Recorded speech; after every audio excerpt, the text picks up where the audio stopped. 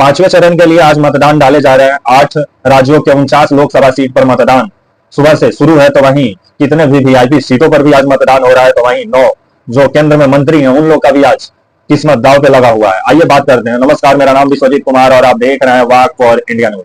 पांचवें चरण के लिए मतदान आज सुबह से शुरू है। मतदाता अपने मतदान का प्रयोग कर रहे हैं और यही समय होता है जब मतदान के जरिए आप किसी का सत्ता को उखाड़ फेंकते हैं और किसी का सत्ता को बना डालते हैं। तो वहीं अब जिस तरह से खबर आ रही है कि आज विभिन्न वीवीआईपी सीटों पर भी मतदान है।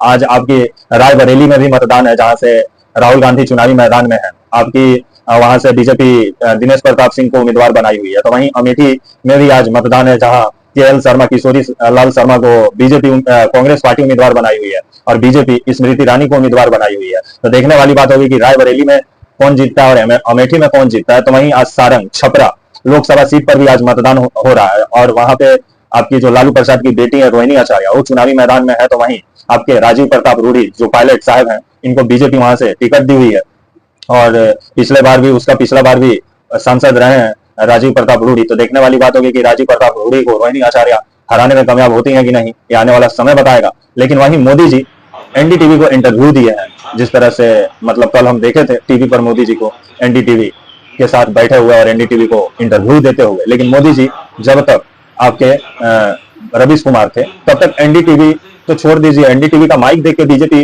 वाले गुस्सा हो जाते थे। लेकिन अब एनडीटीवी को बुला बुला के इंटरव्यू दिया जा रहा है, क्योंकि अब पौर्णव राव, राधिका राव थोड़ी एनडीटीवी के मालिक, अब एनडीटीवी के मालिक तो अडानी साहब हो गए हैं। और जो ये संजय पुगलिया है, ये एनडीटीवी का भी करता धरता है, क्योंकि कभी अडानी के काफी करीब भी माने जाते हैं संजय पुगलिया। और संजय पुगलिया भी एनडीटीवी का मुख्य संपादक भी हैं और मोदी जी का इंटरव्यू भी लेने पहुंचे। 19 मई के दिन इंटरव्यू मोदी जी का एनडीटीवी पर चला, हम भी चौंक गए और हमको भी लगा कि कुछ अच्छा सवाल संजय पुगलिया करेंगे, क्योंकि जिस तरह से प्रोमो चल रहा था लग रहा था कि हाँ ये अलग कुछ इंटरव्यू होगा। लेकिन अलग कुछ था ही नहीं, वही सपने का दुनिया, सपने का संसार। और मोदी जी तो कभी नौकरी का बात करते नहीं है, क्योंकि मोदी जी गुजरात से आते हैं, वो सिर्फ रोजगार की बात करते हैं।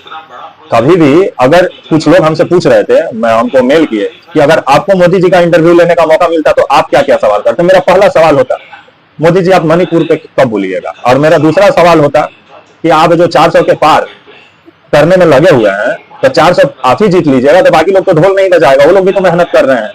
आप महंगाई पर क्यों नहीं बोलते हैं, बेरोजगारी पर क्यों नहीं बोलते हैं। जो भारत में युवा पेपर लीक की समस्या से सबसे ज्यादा ग्रसित है, इस पर मोदी जी क्यों नहीं बोलते हैं। लेकिन हम लोग को तो बुलाएंगे ही नहीं। अब रवीश कुमार को नहीं बुलाया तो हम लोग कहाँ गए।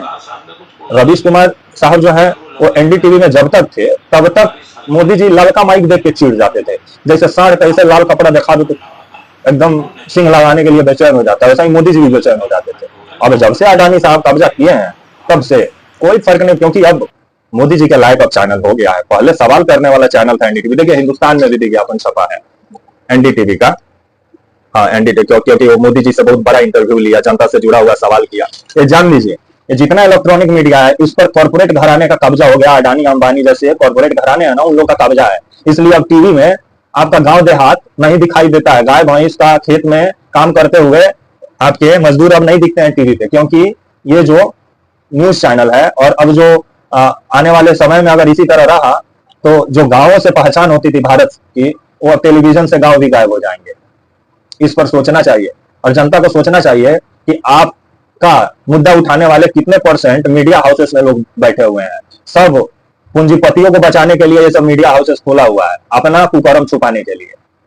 और जिस तरह से आजकल मतलब प्रचार किया जाता है, ऐसा लगता है कि हाँ मोदी जी से तो यही तो है कि सवाल करेंगे। लेकिन संजय पुगलिया कितना सवाल किए वो ऊपर वाला ही जानते हैं कि ना महिला पहलवानों पर सवाल पूछे, जो इन्हीं का पार्टी का सांसद है ब्रिजभूषण शरण सिंह, जो यौन शोषण किया उस पर नहीं सवाल पूछे।